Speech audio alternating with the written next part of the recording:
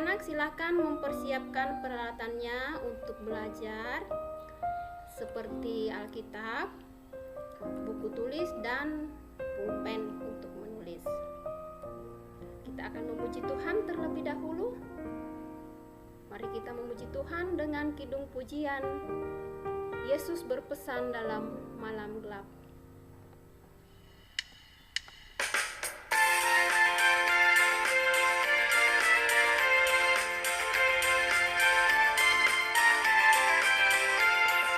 Yesus berpesan dalam malam gelap, kamu harus jadi lilin gemerlap, anak masing-masing di sekitarmu, dalam dunia ini bersinarlah.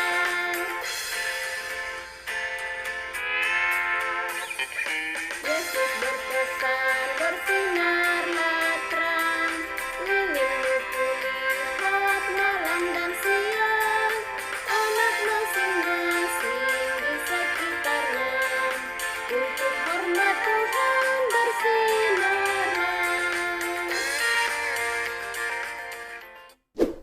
Ya, kita satu dalam doa, kita berdoa. Tuhan Yesus, kami mengucap syukur untuk pagi yang indah yang Tuhan berikan kepada kami. Hari ini kami akan belajar tentang tanggung jawab kami di sekolah. Kiranya Tuhan Yesus memberikan kami hikmat agar pelajaran hari ini boleh kami pahami dengan baik. Di dalam nama Tuhan Yesus kami berdoa. Amin. Nah, anak-anak, seperti yang tadi Ibu katakan bahwa hari ini kita masuk dalam pelajaran 6.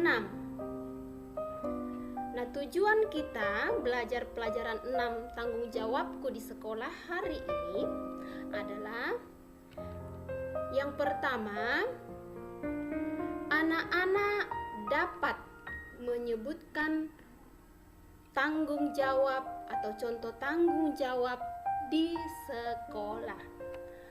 Yang kedua, anak-anak dapat menceritakan contoh tanggung jawab yang terdapat dalam Alkitab. Dan tujuan yang ketiga adalah anak-anak dapat menceritakan pengalaman bertanggung jawab di sekolah. Dan yang keempat, anak-anak dapat menunjukkan perilaku bertanggung jawab di sekolah. Nah, semua orang memiliki tanggung jawab. Entah kalian sebagai anak-anak pun kami sebagai orang tua atau orang yang lebih dewasa dari kalian juga memiliki tanggung jawab. Ibu, apa itu tanggung jawab? Nah, tanggung jawab adalah kesadaran pada diri kita untuk melakukan tugas-tugas yang wajib dilakukan. Kalau katakan wajib berarti tidak boleh tidak, harus dilakukan ya. Terus di mana saja seorang anak itu memiliki tanggung jawab? Di mana? Ya, ada di sekolah dan di rumah. Kita sudah belajar minggu lalu ya. Nah, contohnya apa saja tanggung jawab di sekolah itu? Ada yang tahu? Ini gambar apa? Ya, anak-anak yang sedang belajar. Jadi, tanggung jawab kalian sebagai anak sekolah adalah belajar dengan baik. Yang kedua, ya, kalau ada tugas dikerjakan, mengerjakan tugas. Dan yang ketiga, mendengarkan guru. Nah, Apa manfaatnya? Apa gunanya? Kita bertanggung jawab. Pasti ada gunanya. 1. Pekerjaan dapat selesai tepat waktu, tidak tertunda-tertunda. Kemudian yang kedua, tidak ada pekerjaan yang tertunda. Nah, Ibu kasih contoh nih. Minggu lalu Ibu kasih tugas kalian di rumah untuk menulis sebuah doa. Dan Ibu berpesan bahwa minggu depan dikumpul, berarti hari ini dikumpul. Kalau kalian mengerjakan tugas itu ketika pulang sekolah, langsung dikerjakan, maka pada hari ini pasti tugas itu sudah ada, Ibu terima. Tapi kalau kalian tidak kerja, berarti tugas kalian tertunda dan bisa saja pekerjaan atau tugas kalian bertambah lagi ya. Kemudian apa manfaatnya yang ketiga? Menjadi anak yang dapat dipercaya ya, dapat dipercaya oleh gurunya karena dia adalah anak yang bertanggung jawab. Nah, anak-anak, kita akan mendengarkan cerita Alkitab yang terambil dari Matius pasal 25 ayat 14 sampai dengan ayat yang ke-30. Tadi Ibu sudah suruh kalian untuk menyiapkan Alkitab. Silahkan dibuka Alkitabnya. Buka Matius pasal 25 ayat 14 sampai ayat 30. Silahkan dibaca dulu. Ya, apa yang telah kalian baca tadi? Ya, perumpamaan tentang talenta. Ya, jadi pada waktu itu Yesus sedang berbicara kepada orang banyak dan mengajarkan perumpamaan tentang talenta ini. Begini ceritanya. Ada seorang tuan yang kaya raya. Tuan ini mau pergi ke luar negeri. Tapi sebelum dia berangkat, dia memanggil 3 orang hambanya. Lalu tuan ini mempercayakan harta-hartanya itu kepada 3 orang hambanya ini. Hamba yang pertama diberi 5 talenta. Hamba yang kedua diberi 2 talenta, dan hamba yang ketiga diberi 1 talenta. Bu Guru, apa itu talenta? Ya, kalau di Alkitab itu bisa dibaca di halaman paling belakang, di belakangnya Perjanjian Baru ada peta, lalu di belakangnya lagi itu ada kamus Alkitab. Nah, di situ ada penjelasan tentang talenta. Nah, Ibu jelaskan singkat saja ya tentang talenta ini. Talenta itu sama dengan 6.000 dinar pada waktu itu ya. 1 dinar itu sama dengan upah atau gaji dalam 1 hari orang kerja. Jadi kalau ada orang kerja dalam 1 hari itu, maka gajinya, upahnya adalah 1 dinar. Nah, seandainya dimasukkan dalam rupiah, katakanlah gaji orang kerja dalam 1 hari itu gajinya 25.000. Berarti 1 dinar sama dengan 25.000. Tadi 1 talenta sama dengan 6.000 dinar.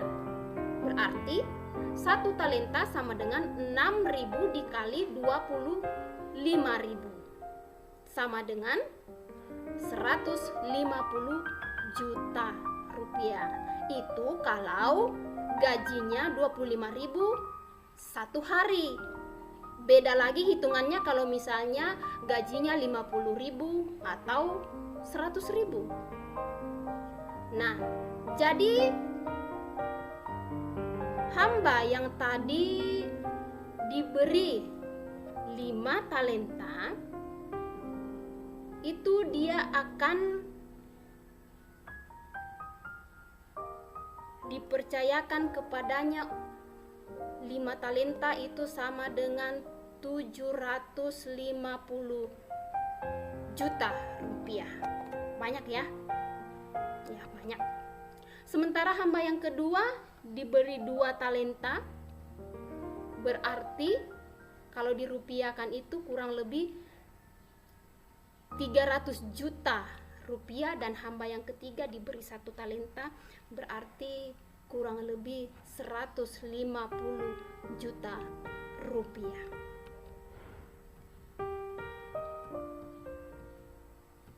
Nah, setelah tuannya ini memberikan harta bendanya, mempercayakan harta bendanya itu kepada hamba-hambanya, berangkatlah dia ke luar negeri. Lalu apa yang mereka lakukan ketiga hamba ini ketika ditinggalkan oleh tuannya? Hamba yang pertama dapat berapa talenta tadi? Ya, 5 talenta. Hamba yang pertama ini yang mendapatkan 5 talenta,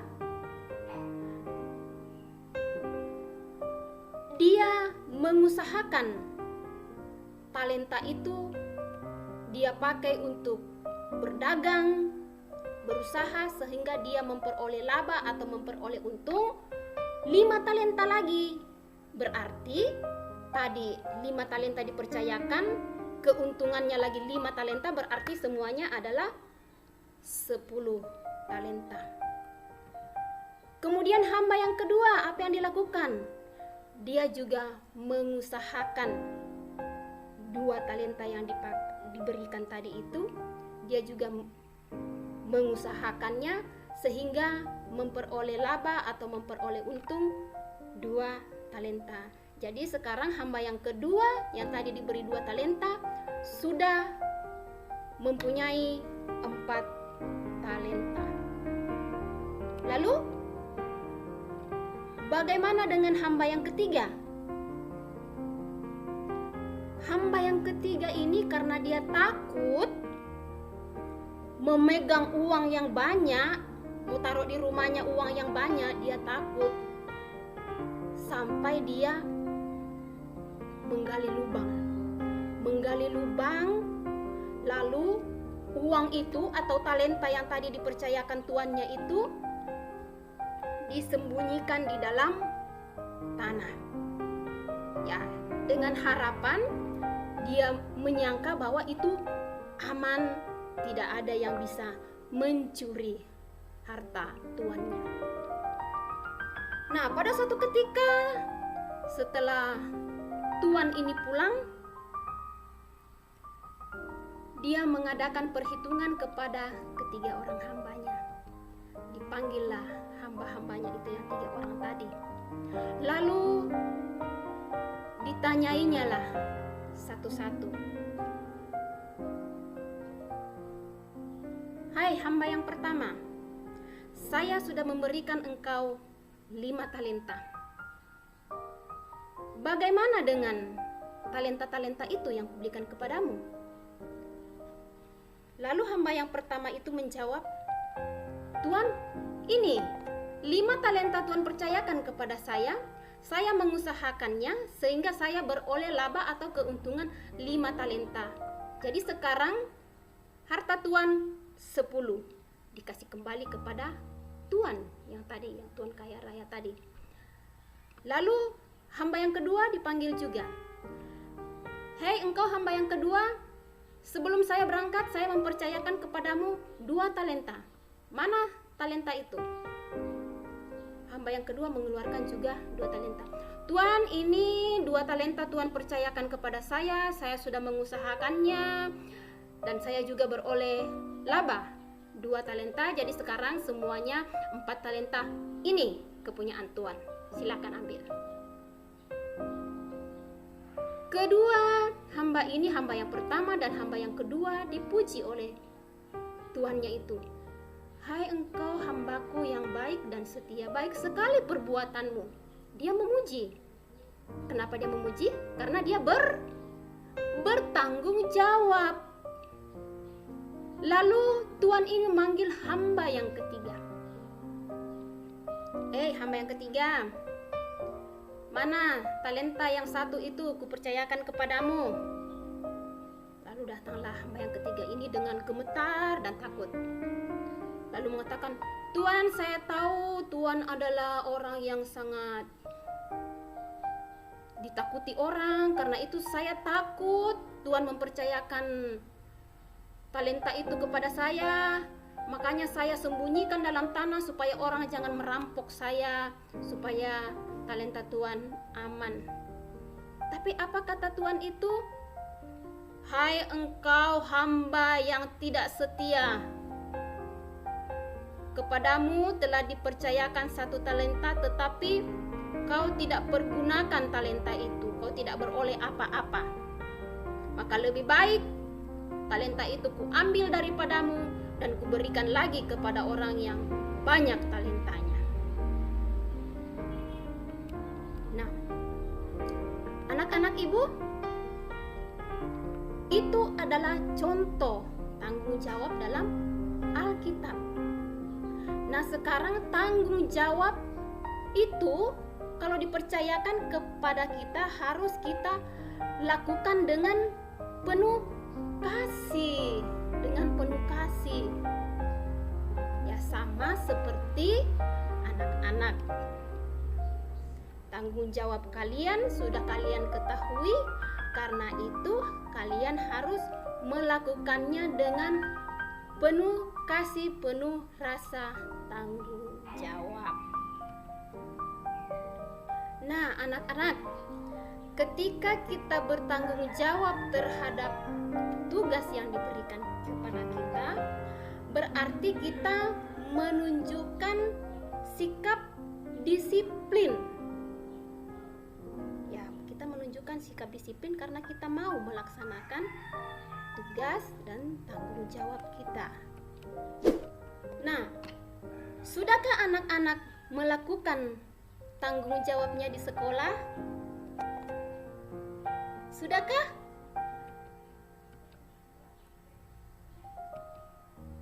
Kira-kira apa saja tanggung jawabnya? Ya, salah satunya mendengarkan pelajaran dengan baik. Kemudian, ya, mengerjakan tugas sekolah. Tadi ibu sudah bilang duluan kan, mengerjakan PR. Apalagi? Setiap hari ada jadwal piket, ya harus dilaksanakan. Datang ke sekolah tepat waktu, menjaga ketertiban dalam kelas, mengerjakan tugas kelompok. Apalagi? Iya, hal yang kecil, membuang sampah pada tempatnya, tidak makan dan minum dalam kelas, terus mengumpulkan PR tepat waktu. Apalagi? Iya, memberi salam kepada guru. Ya, ini semua adalah contoh-contoh tanggung jawab kalian. Mungkin kalian sudah pernah melakukan hampir setiap hari, tetapi kalian mungkin baru kali ini tahu, oh ternyata itu tanggung jawab kita yang sebenarnya sudah dilakukan setiap hari. Nah, nanti ada tugas yang akan kalian kerjakan, yaitu menuliskan pengalaman kalian tentang tanggung jawab kalian di sekolah. Bagaimana kalian melakukan tanggung jawab kalian di sekolah, misalnya tugas piket tadi atau mengerjakan PR. Nah, tulis ceritanya. Bagaimana pengalaman kalian tentang mengerjakan PR, apakah pernah tertunda atau dikumpul tepat waktu, itu contohnya. Atau yang tadi piket, nah mungkin ada yang piket sesuai dengan jadwal, ada juga yang tidak. Silahkan diceritakan sesuai dengan keadaan kalian sesuai dengan tanggung jawab kalian di sekolah ya. Kesimpulan kita hari ini, kita perlu melakukan tanggung jawab di sekolah ya. Apalagi kita perlu melakukannya dengan penuh kesetiaan ya. Itu kesimpulan pelajaran kita hari ini, kiranya dapat dipahami, dapat dimengerti. Semoga Tuhan menolong kita melalui Roh-Nya yang kudus untuk memampukan kita memahami pelajaran ini. Nah, kita akan masuk dalam penutup. Kita berdoa sebelum mengakhiri pelajaran. Kita berdoa. Terima kasih Tuhan untuk kesempatan yang Tuhan berikan. Kami sudah boleh belajar bersama dengan baik hari ini. Kiranya Tuhan memeteraikan pelajaran ini dalam hati dan pemikiran kami, agar kami boleh memahami pelajaran ini dengan baik. Di dalam dan melalui Yesus Kristus kami berdoa. Amin. Ya, terima kasih. Salam sehat. Tuhan memberkati. Shalom.